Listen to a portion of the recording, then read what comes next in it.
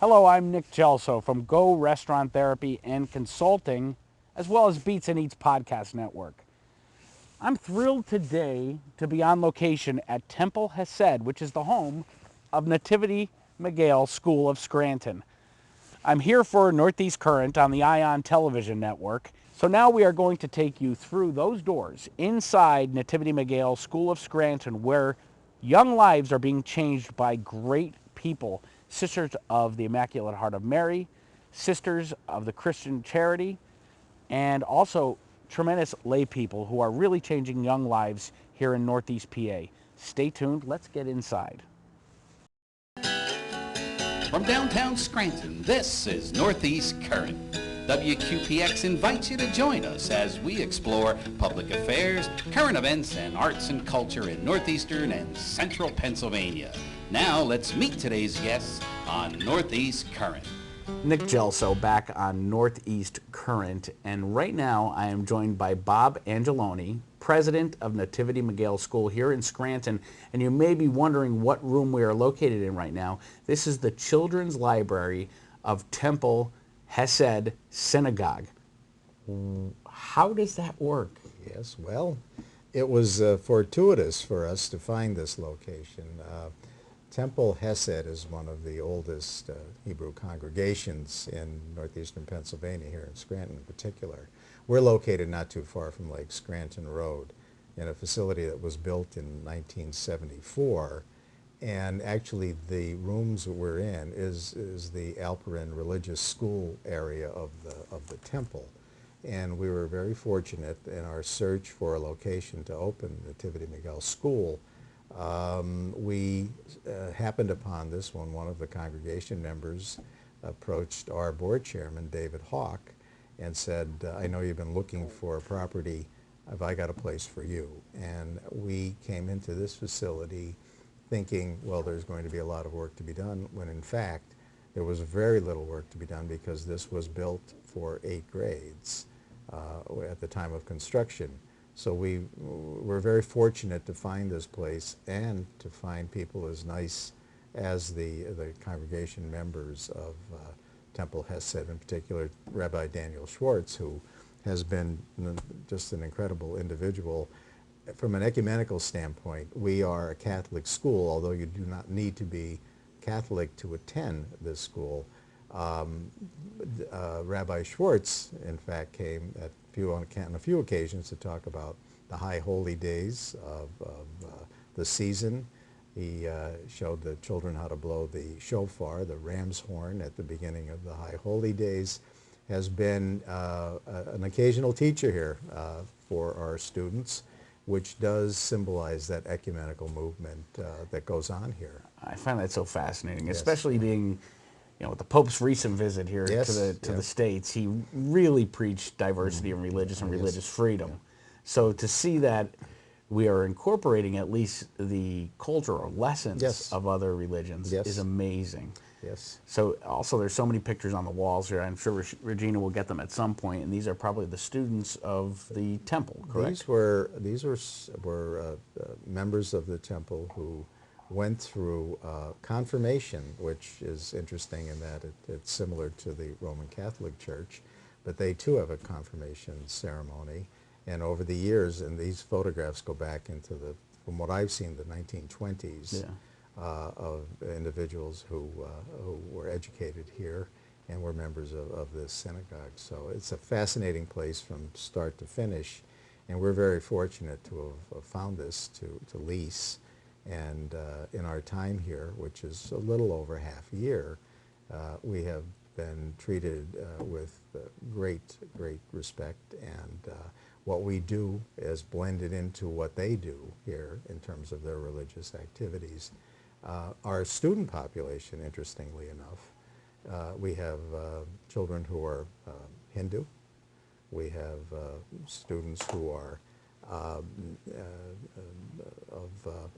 Pentecostal religious beliefs, as well as Roman Catholic. So we have an eclectic mix of religions here.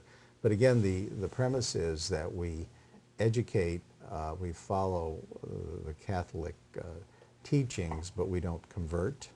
You don't have to be Catholic to come here, but you do learn about not just Catholicism, but all religions, because we will have, as we've had Rabbi Schwartz here to address the students about Judaism.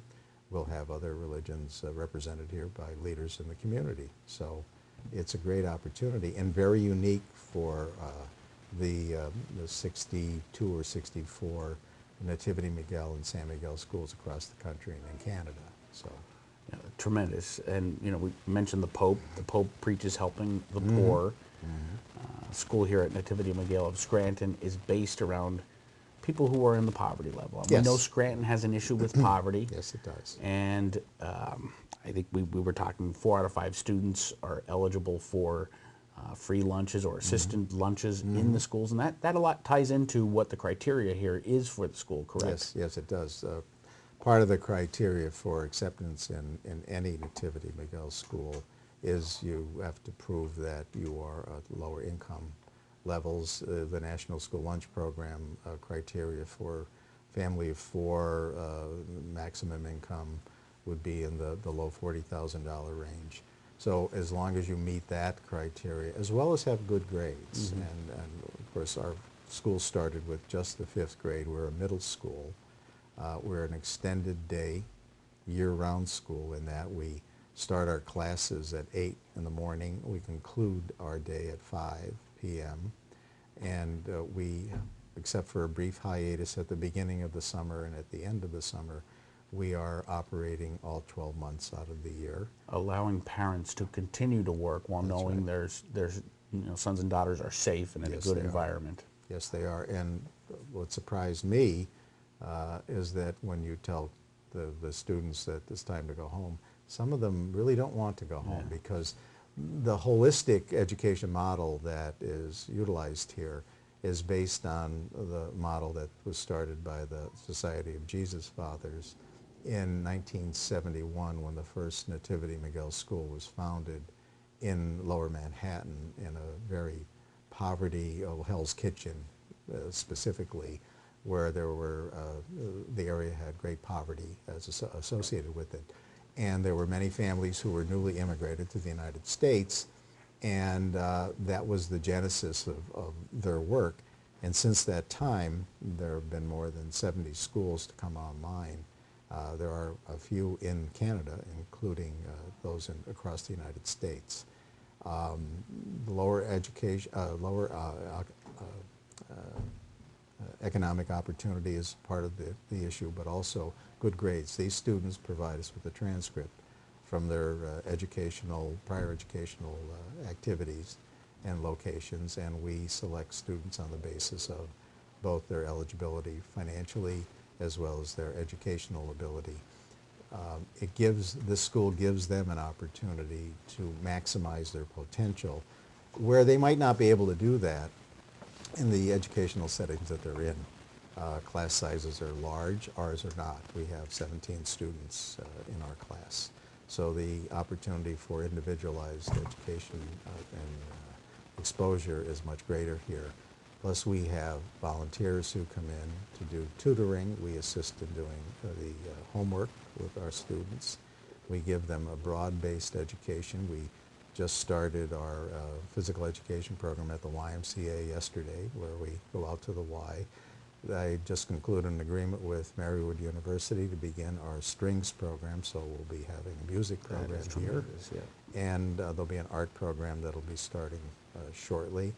Our field trips take students around the community, not just in Scranton, but outside of Scranton, to let these children be exposed to the various and wonderful opportunities, educational opportunities that this community and other communities provide to them. And so, you know, it's political season. We hear so often about education being cut, especially education you're mentioning in the arts and music and physical education. So you're expanding. Yeah. Well, unfortunately, a lot is contracting in what they're giving. So great things going on here. Now, Luciana had mentioned this is a boys and girls in this school, co-educational. So how does that differ from the rest of the NativityMiguel model? And why the difference? Most of the nativity schools at the time of their founding or boys' schools. Middle schools, as I said, 5th to 8th grade. Since that time, a number of them have either expanded the grades that they serve, or they've added girls to their program. Quite often the classrooms are separate by gender, or in a community where there's a boys' school, a girls' school has been started, mainly by the religious orders that, and multiple religious orders, not just the Society of Jesus. In fact, our congregational sponsors are the Sisters Servants of the Immaculate Heart of Mary and the Sisters of Christian Charity, with also support from the Sisters of Mercy and also the Society of Jesus. So we have 4 orders and congregations that are in one way or another supporting this organization.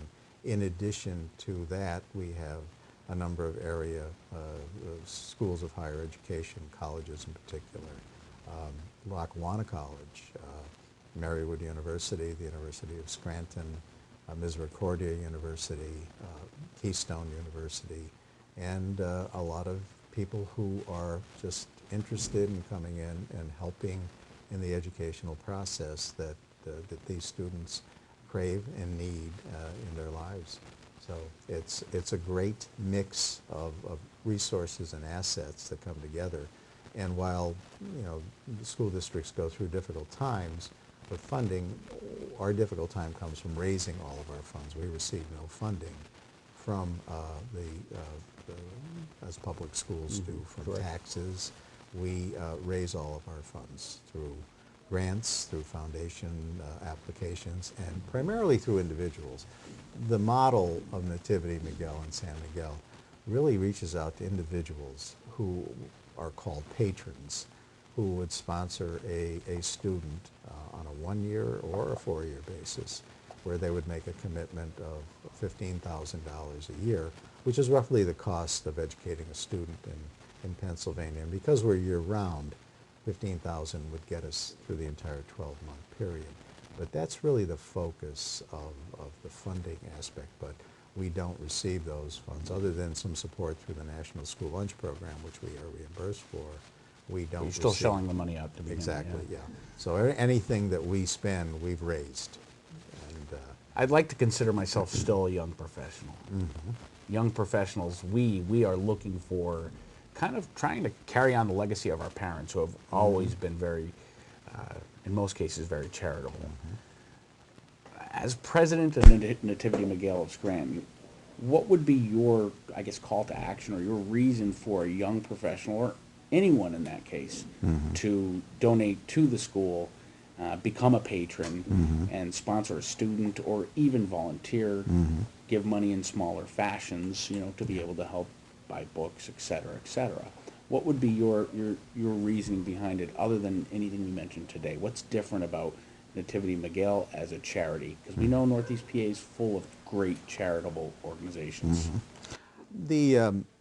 any donor, but in particular, individuals who've come through the educational process, who are now making their way in the world, embarked on their careers, and maybe, you know, moving forward in those careers.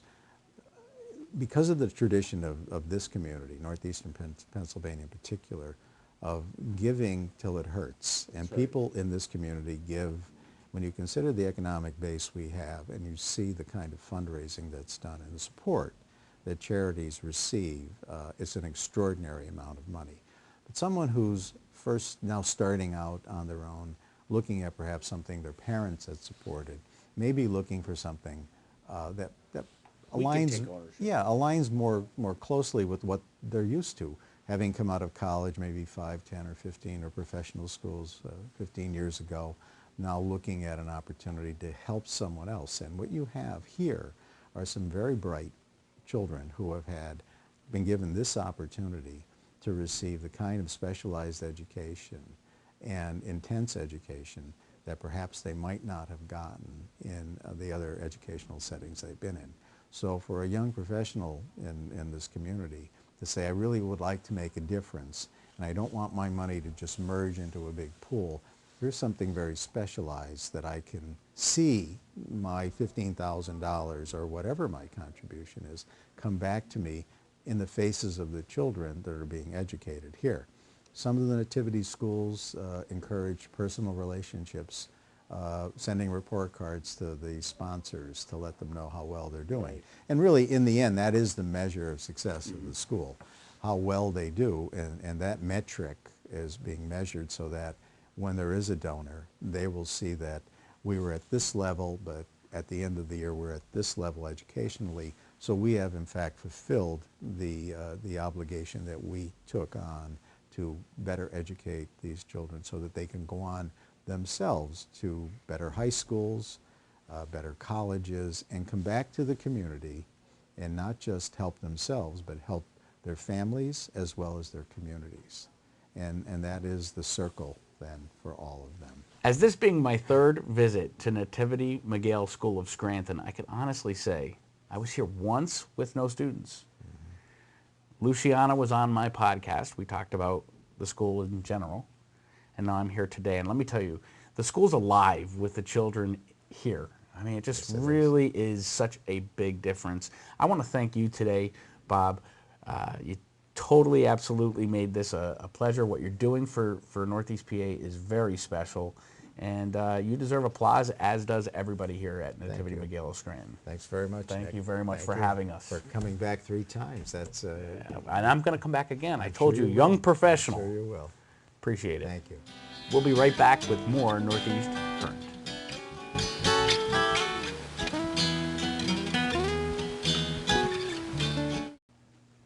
Nick Gelso back at the NativityMiguel School of Scranton with Sister Maria Angeline of the Sisters of Christian Charity. Correct. 5th grade classroom. Right now, you are kind of like the MVP of this school, I'd say, because you're teaching all of the students. And I would imagine that the mission here is to advance the 5th grade. They go to 6th grade, and then so you're always kind of like their point of entry. That's what we were talking about the other day. We said this year we're thinking about how everyone's transitioning to a new school, a new way of going to school from a public school environment is a little bit different from a very small Catholic school. Right. And next year at this point we said maybe we know they're going to come a long way.